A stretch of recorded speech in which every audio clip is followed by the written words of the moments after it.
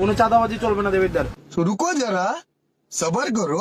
17 বছর গাড়ি চালাইছি, কোনো জিপি টিপি লাগে না, আমরা চাঁদা নেয় না। এখন হাসনাত ভাই আসার পরে আমরা 120 টাকা করে জিপি দিছি।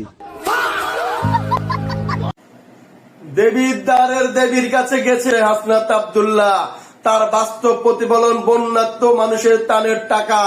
আমাদের ছোট ছোট মাসুম বাচ্চারা 1-2 টাকা করে ব্যাংকে জমানো টাকা নিজেরা না খেয়ে অসহায় বন্যাত্ম মানুষকে দিয়েছে।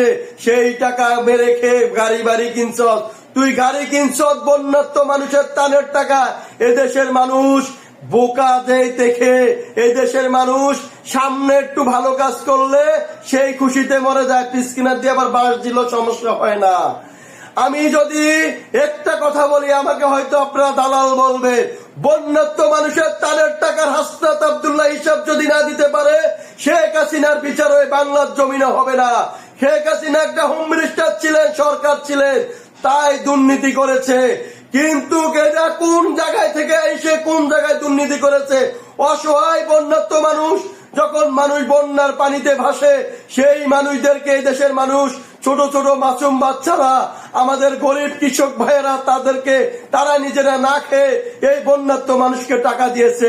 সেই টাকা মেরে গিয়েছে হাসনাত আব্দুল্লাহর মতো কুলাঙ্গার এনসিবির বহু জাউরারা। এই জাউরারা আজকে টাকা না খেয়ে আজকে শেখ হাসিনা বিচার চায়। শেখ হাসিনার বিচার করতে হলে আগে বন্যাত্ম ত্রাণের টাকার হিসাব দিতে হবে। বন্যাত্ম ত্রাণের টাকার হিসাব দিয়ে তারপরে শেখ হাসিনা বিচার কার্যক্রম হাতে নিতে হবে। এই ছাড়া বাংলাদেশে শেখ হাসিনার বিচার হবে না। যদি শেখ হাসিনার বিচার আমি চাই হতে হবে, তবে বন্যাত্ম মানুষের ত্রাণের টাকার হিসাবও বাংলা জমিতে দিতে হবে। তাদের এই হিসাবে দিতে তাদেরকে অ্যারেস্ট করে বিচারের আয়ত্তে আসতে হবে। তারপরে শেখ হাসিনার বিচার আমরা চাই হতেই হবে।